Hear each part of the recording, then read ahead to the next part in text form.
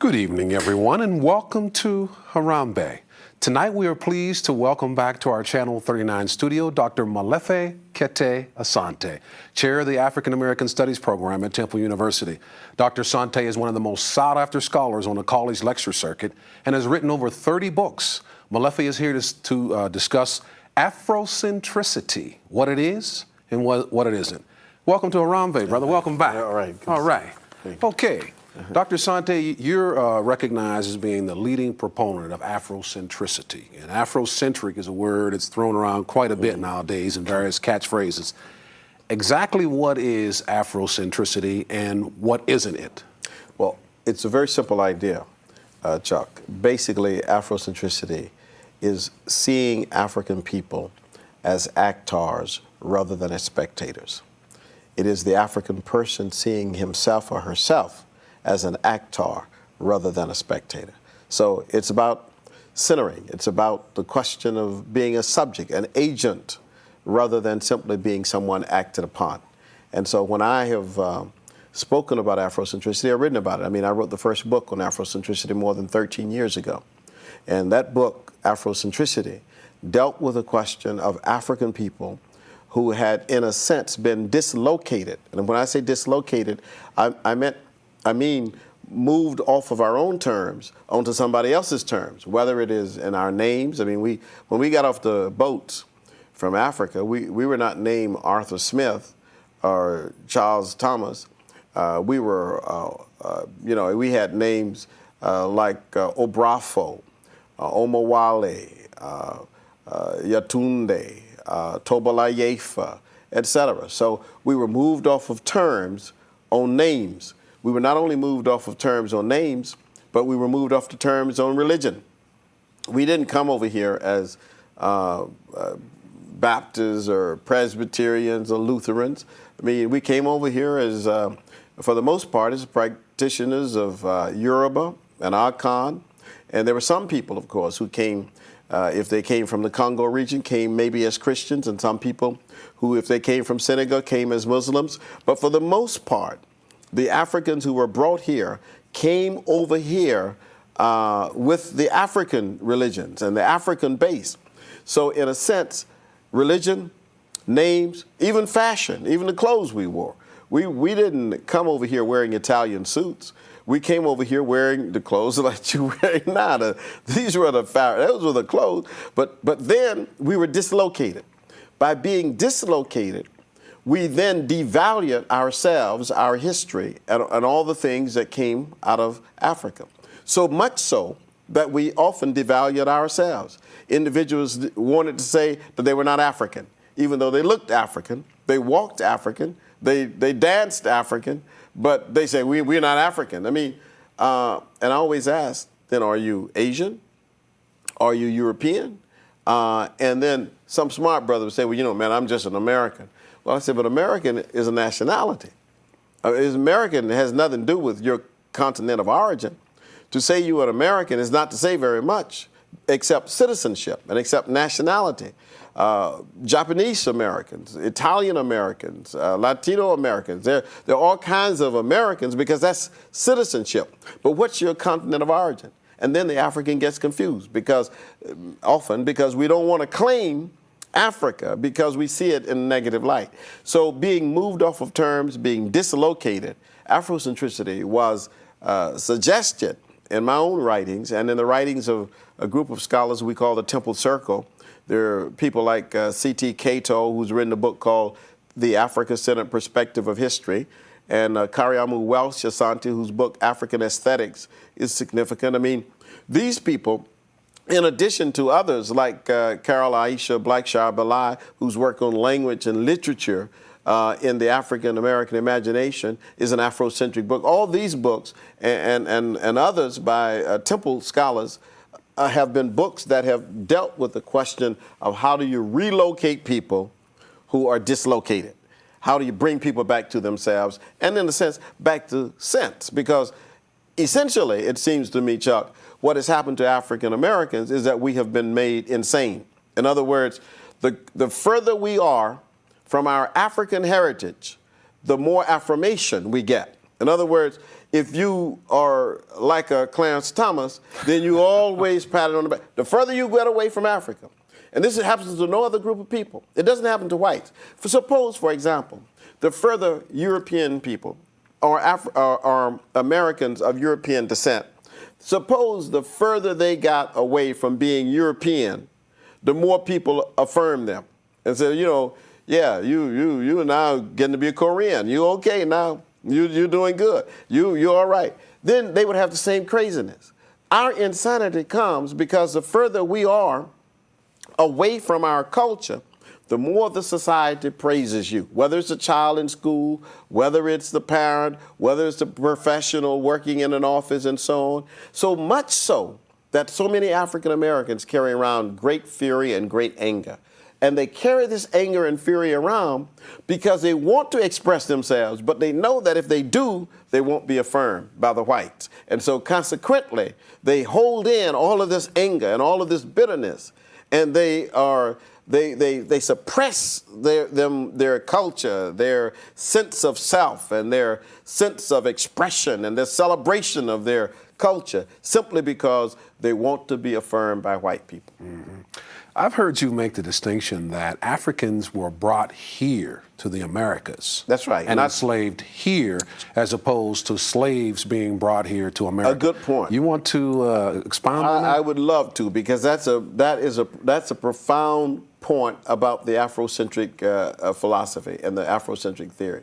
See, the argument is that you have to look at African people as subjects, as centered, as actors. So when you say African slaves were brought here, the idea in the mind of most people is that there was a great pool of Africans who were slaves who were waiting on the shores of Africa to be picked up and brought to America. It wasn't like that at all. African people were kidnapped, captured, defeated, either in war on the African continent between African nations or with Europeans, dragged on ships, and African people were brought to the Americas and to the West Indies and to North America and enslaved here.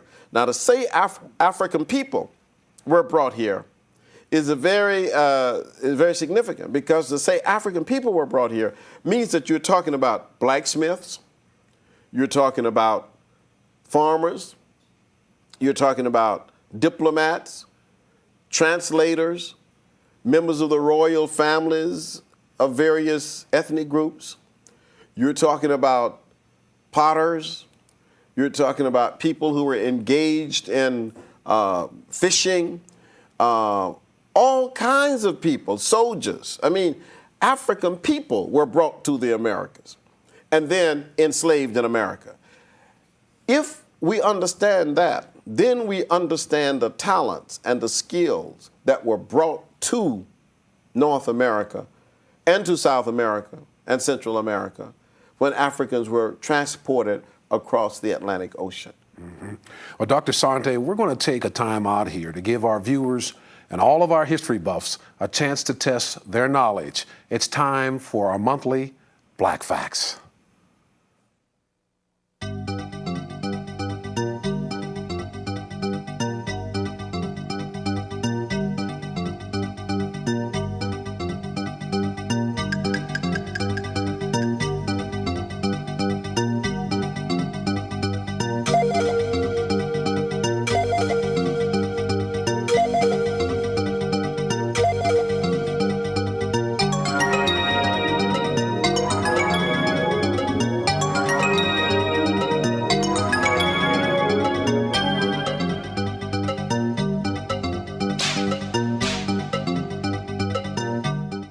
On Harambe this evening, our focus is on Afrocentricity. Dr. Asante, I noticed when you made reference to Africans in the slave trade and what have you coming over here, you used the word ethnic groups, and you didn't use the typical word tribe. Is that by design? Absolutely. I mean, after all, tribes is a pejorative as it is used by Westerners. I mean, it's the kind of thing you hear when you read in the newspaper that in a country like Yugoslavia, that you have ethnic fighting between the Serbians for example, and the Croatians. That's ethnic fighting. But when you hear fighting in South Africa, they say there is, between the Zulu and the Xhosa people, you have tribal fighting, or tribal warfare. Well, there are more Zulu than there are Serbians and Croatians. Why would one be considered tribal and the other ethnic? The only reason is because tribe has been used recently in the West to refer to Africans and to refer to some South American peoples and some Pacific people. But if you talk about ethnic groups, you're talking generally more rationally. So when I talk about African ethnic groups, I mean that, because if you take, for example, the Yoruba people or the Hausa people, you're talking about millions of people. The Hausa ethnic group is larger than most European nations, for example, just as an example. I mean, 50 or 60 million people. And so when we talk about Africa, we have to see it in that kind of context. So I don't use the word tribe. I see the word tribe as a derogatory term, just like I see Bushman and Hottentot and African hut and those kinds of things. I don't use those words, pygmy and so forth. Mm-hmm. Now, how does Afrocentricity relate to the educational process? In other words, how do you infuse the whole concept or science of Afrocentricity into the mainstream educational system? Well, it's very simple, actually. I mean, it is difficult only because there's so much reaction, but the process is very easy. I mean, one can accomplish it within several months. Basically, what you do is you look at the curriculum you have and see whether or not there are pejorative terms, whether or not there are biases against African American people or African people, whether or not the examples and illustrations that are used are monoethnic, meaning basically European only. You look at assumptions and see whether or not those assumptions are really based in a monocultural, monoethnic base rather than a multicultural, multi-ethnic base. And then after you deal with looking at the curriculum like that, then you infuse information, basic information about African people, not just in a special course or in a special place, but throughout the entire curriculum. So that from kindergarten through 12th grade in school systems, you ought to be able, a child in kindergarten ought to know the names of African ethnic groups, all children, white children as well as African Americans. Give me some of those names. Yoruba, Hausa, Igbo, Ewe, Dan, Manikongo, Mandinka. These are the names, Wolof. These are the names of the Africans who were brought here.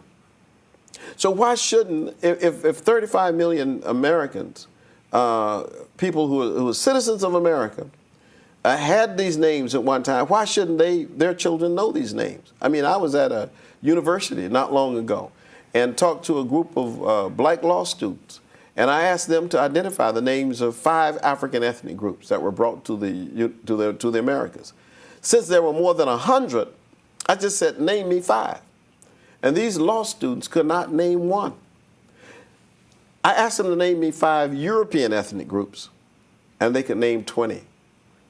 Question has to be, how is it that students who are considered the best and the brightest go through school, K through 12, 4 years of college, and come out and have never learned the name of one African ethnic group? In other words, they don't even know who they are. So it's possible that you can certainly go through school, be very smart, very bright, acquire all that knowledge and information, and yet be so disassociated from yourself that you're dislocated psychologically. So part of the problem, I mean, part of what we deal with is trying to relocate people. Mm-hmm. You know, not long ago, there was this great big debate nationwide about the creation of specialized schools for African American males, particularly in our urban centers. What's your position on the creation of such schools? Are they appropriate? Well, in the urban areas that I know of, they didn't necessarily, they call them male academies. And you have to understand that most major school districts have always had single-sex schools. There was no problem. It seemed to me, it shouldn't have been any problem with single-sex schools. I mean, you have schools for girls who are pregnant. You have schools in many major urban areas that are called developmental centers for children who sometimes they consider they can't control. School districts can't control, so they put them all together. Most of the time, they're all males. So there was no problem with having single-sex schools. The problem in most of these areas was that people didn't want the information that was being taught, because the information that was being taught was basically African-centered or Afrocentric information as a base. That was not the only information. You can't just teach that and say that's the only thing we're teaching, but that was the base. The idea was that in districts where you had a great percentage of African-American students, the fundamental basis of education is you start with where people are, and you start at that base, and then you are able to enlarge the dimensions. And so that was important, you see. And so, yeah, I support that, basically. I've heard you make reference to our educational system as a white self-esteem curriculum. What do you mean by that? Well, I mean, all you have to do is look at it. I mean, from kindergarten to 12th grade, what else is it but a white self-esteem curriculum? It is not, and there's nothing wrong with a self-esteem curriculum, so long as you have a multicultural self-esteem curriculum.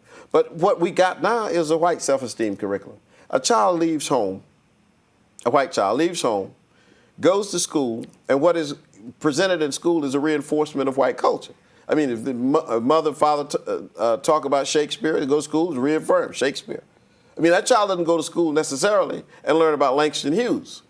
That child doesn't go to school necessarily and learn about Aimé Césaire, who's the greatest writer probably who has lived in the last 100 years. I mean, they don't go to school to learn about African writers. They go to school and they are reaffirmed in their own culture. And that's good. I don't say that's bad. I don't have any problem with it. The only thing I would say is they got to add to that. I want my son who goes to school to go to school and feel affirmed in his own culture as well. So in a sense, the white child learns, my child learns, and there's a sense of respect. But if my child goes to school and learns only white information, then my child is dislocated. Well, we're going to take a pause here, Dr. Asante, for just a moment, because we want to test your knowledge once again with our monthly edition of Black Facts. Stay with us.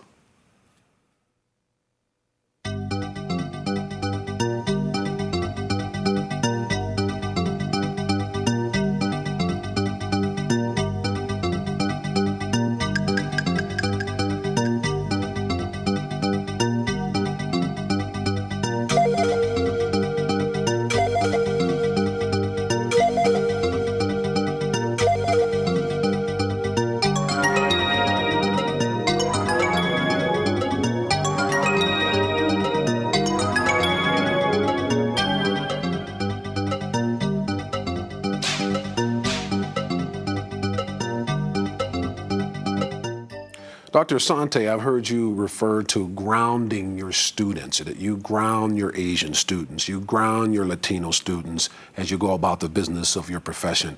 What do you mean by grounding your students? Well, I don't teach without attempting to make my students feel that they have ownership of the information I'm teaching. If I am teaching subjects, for example, and I'm talking about political institutions, I try to make the African students who are in that classroom feel a sense of ownership of concepts of politics. I try to do the same for my Asian students, and the same for white students and for Latino students. I mean, that's the least that a teacher can do, to speak, to teach to the audience. In other words, some teachers think that, well, I teach my subject. But if you teach a subject well, you understand you are teaching students. And students come from a lot of different historical streams. And one of the best ways to teach students is to give them illustrations and examples out of their history, I have always tried to do this, and I think good teachers do this. I mean, if I'm talking, for example, about great women in the world, or history, and I talk about Joan of Arc and Harriet Tubman, I ought to, if I have Vietnamese students in that classroom, be able to talk about the Trung sisters. I mean, I ought to be able to give some reference to what the Trung sisters did, because in effect, what I'm trying to do is to show them the similarity between all human beings. And to show them that similarity, you've got to ground them. And what I have argued, the other part that I've said, though, is that most teachers do not ground African-American children. African-American children sit in a classroom and they can learn about George Washington, Thomas Jefferson, two slave owners, and never feel any connection at all to people who were concerned about liberation of people who were enslaved. Mm-hmm. And why is that? Well, because essentially what happens is, again, I said it earlier, white self-esteem curriculum. George Washington and Thomas Jefferson are considered great people to white people. But to Africans, we have to question that. We have to say, well, perhaps in one area of their life they did something significant. But the fact that it's almost like if Jewish people looked at some person who were involved in the Holocaust and someone said, well, but the person was also a great artist. And let's look at the art. Let's not understand this person was involved in persecuting people in the Holocaust. You've got to look at what happens to black children's minds when they sit in classrooms and someone who is teaching them teaches them that a slave owner was a great person. I don't allow my son to hear that kind of information without some kind of intervention. You've got to have an intervention in that, because that's what makes black people crazy. Okay. And I think that part of our problem in the African American community, with the dislocation, the disorganization, the problems that we sometimes think we have with our young people, I think is based simply on the fact that many of them have been made crazy by the system. Mm-hmm. Well, speaking of that system, the whole Eurocentric aspect of our educational system, does that actually contribute to problems with whites in terms of their attitudes that they develop from coming through a system like that? I think both whites and blacks who come through a system like that can be dysfunctional. And I think that the reason it creates a dysfunctionality is because the whites who come through a system like that may very well assume that Africans have not achieved anything. They have this legacy of disbelief. They have this notion that, well, let's just forget Africa because there's nothing there. There's nothing with African people. Where do they come from in the first place? If you're black and you come through that system, you also have that white racist mentality. I mean, blacks can be racist too, but I call them white racists. You have black, white racists because they come through the same educational system. Is that the Clarence syndrome? That's exactly right. This is the Clarencization syndrome. You come and you believe the same thing that the white student believes because you've been taught the same thing. So you come out also with a negative attitude about African people, and so your relationship with white people is bad. Either you see white people as superior to you and you have a subservient relationship to white people, or you are angry with white people all the time, and so you hate them. So you got all these things going on, rather than what ought to happen is a sense of respect because people are human. And that is what is missed if you don't have Afrocentric education.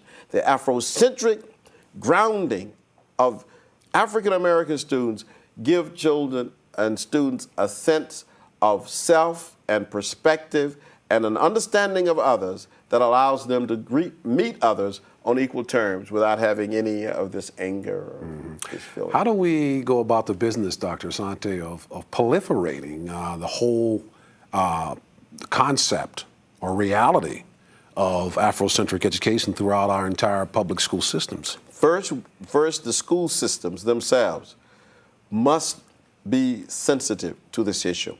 When they're sensitive to the issue, they've got to do as other people have done in other districts. I mean, right now I consult for about 6 or 7 districts, the major districts in this country. You've got to find people who know what the information is, who are able to infuse it, to provide the lesson plans, to provide the teacher training, and you've got to use those individuals to help infuse the curricula of the particular districts so that the information will be available to a lot of people. We're not talking about additives to the program, are we No, not?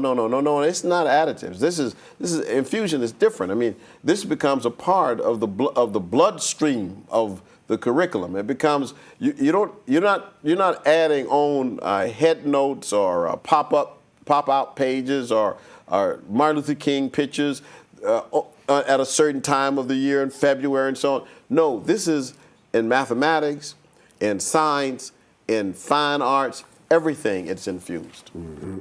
Let's shift gears here because I know that you're a prolific author. You've written what? 34 books. 34 books. And this gentleman here is absolutely unbelievable. I have 2 of his books in case those who are interested in this giant of a writer here, author and scholar. Here are 2 of Dr. Asante's books. Now, Dr. Asante, what else are you working on? You have how many more in the works right now? Well, I am working on a book for high school students called Classical Africa. And this is the first time a book has ever had those 2 words in the title, classical and Africa at the same time. That's all right. And this is for high school. It will be coming out in about a month from from People's Publishing Company, dealing with Kemet, with Nubia, with Aksum, with Ghana, Mali, and Shanghai. And then I am working on Fury in the Wilderness, which is coming out of Scribner's press next spring. And that's the one that deals with the L.A. uprising. That's right. It starts with I'm the waiting LA on that one, uprising. brother. All I'm right. waiting on that one. I'm going to keep these 2 tonight, too. All right. All right. As usual, we value your input, your comments, and your constructive criticism, as well as your program ideas, and they can be directed to the address on your screen. I'd like to thank our guest, Dr. Molefi Kete Asante, for joining us again here on Harambe. And I'd like to thank you for joining us this evening as well. And we'd like to see you right back here next month and the last Monday of every month at 7:30 for another edition of Harambe. Peace and freedom belong to you. Good night, everybody.